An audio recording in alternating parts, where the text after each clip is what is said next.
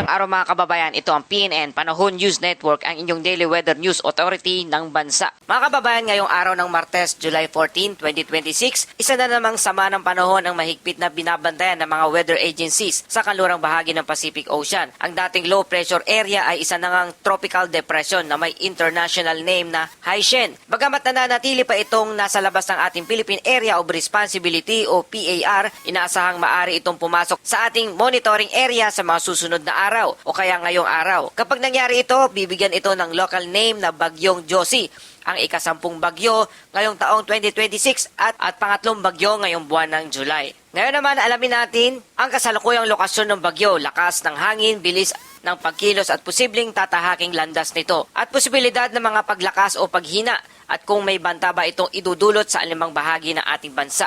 Bagamat hindi pa ito inaasahang direktang tatama sa kalupaan ng ating bansa, mahalagang bantayan ang magiging galaw nito dahil maaari pa rin magbago ang forecast sa mga susunod na araw. Kasabay nito, patuloy ding makakaapekto ang southwest monsoon. Patuloy ding nakakaapekto ang southwest monsoon o habagat na siyang nagdadala naman ng mga pag-ulan sa ilang bahagi ng Luzon. Batay sa pinakahuling datos, ang sentro ng Tropical Depression Haishen ay nasa layong 1,205 km silangan ng Eastern Visayas, kaya nananatili pa rin itong malayo sa kalupaan ng ating bansa. Taglay nito ang pinakamalakas na hangin na 55 km bawat oras at may pagbugsong umaabot sa 70 km bawat oras habang kumikilos ito sa pahilagang kanluran o northwestward sa bilis na 10 km bawat oras. Batay sa iba't ibang weather model, inaasahang magpapatuloy ang paglalakbay nito sa karagatan ng Philippine Sea. Posible itong lumakas bilang isang tropical storm bago makarating o makalapit sa silangang hangganan ng ating Philippine Area of Responsibility. Mga kababayan, sa kasalukuyang projection, mas mataas ang posibilidad na lumihis ito pahilagang kanluran malapit sa silangang bahagi ng ating Philippine Area of Responsibility bago tuluyang kumurba pahilaga. Dahil dito mababa pa rin ang posibilidad ng direktang paglandfall sa alimang bahagi ng ating bansa. Gayunpaman, patuloy na binibigyan diin ng mga meteorologists na ang forecast track ay maaari pang magbago habang lumalapit ang sistema, kaya mahalagang manatiling nakaantabay sa mga susunod na weather updates. Samantala, bukod sa binabantayang Tropical Depression Haishen sa labas ng Philippine Area of Responsibility o PAR, ang southwest monsoon o hangin habagat pa rin ang pangunahing sistemang nakakaapekto sa lagay ng panahon sa malaking bahagi ng Luzon ngayong araw. Patuloy ang pagdaloy ng mainit na hangin mula sa West Philippine Sea ang siyang nagpapanatiling aktibo sa habagat. Dahil dito, inaasahang magdadala ito ng mga pag-ulan at thunderstorm sa iba't ibang bahagi ng ating bansa. Pinakamalakas na pag-ulan mararanasan sa lugar ng Ilocos Region, Benguet, Zambales, Bataan at Tarlac. Inaasahan ng maulap na kalangitan na may kalat-kalat na pag-ulan at pagkulog, pagkidlat, dulot ng hanging habagat.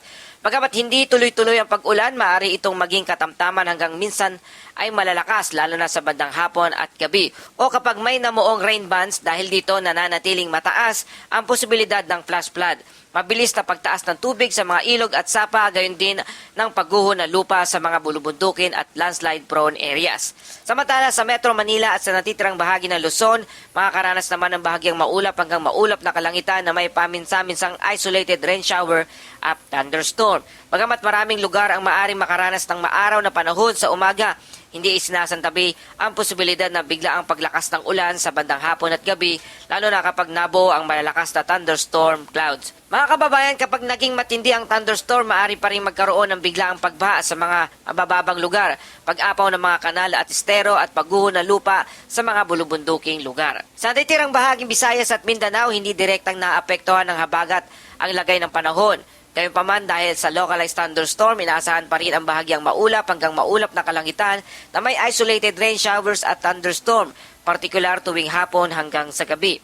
Karaniwan itong nagsisimula bilang mainit na kondisyon sa umaga bago mabilis na mabuo ang mga thunderstorm cloud dahil sa init ng panahon. Kapag lumakas ang mga thunderstorm na ito, maaari ring makaranas ng malalakas na pagbuhos ng ulan, pagkulog, pagkidlat at pagbugso ng hangin na maaaring magdulot ng panandaliang pagbaha. Mga kababayan, pagdating naman sa kondisyon ng karagatan, nananatiling may pag-iingat na ipinapayo ang pag-asa sa mga mangingisda at mga gumagamit ng mga maliliit na sasakyang pandagat. Sa buong Luzon, inaasahang ang katamtaman hanggang malalakas na hangin na umiihip mula sa timog kanluran hanggang timog. Dahil dito, ang taas ng alon ay maaring umabot mula 1.5 hanggang 3.1 metro ang taas na katumbas ng moderate hanggang rough sea condition. Pinapayuhan ng mga sakay ng mga maliliit na bangka at motor na bangka at iba pang sasakyang pandagat na mag-ingat kung kinakailangan pumalaot. Kung hindi naman mahalaga ang paglalayag, mas makabubuting ipagpaliban muna ito habang nananatiling aktibo ang habagat.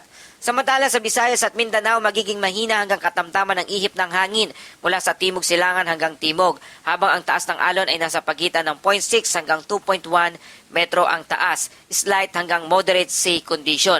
Bagamat mas kalmado ang kondisyon ng karagatan sa mga lugar na ito, pinapayahon pa rin ng mga mangingisda ang mga biyahero sa dagat na maging mapagmatsyag lalo na kung may nabubuong thunderstorm sa inyong lugar. Sa kabuuan, ang southwest monsoon, hanging habagat pa rin ang pangunahing dahilan ng mga pag-ulan sa malaking bahagi ng Luzon, habang ang Tropical Depression Haishen ay nananatiling nasa labas pa rin ng Philippine Area of Responsibility o PAR at wala pang direktang epekto sa ating bansa sa kasalukuyan.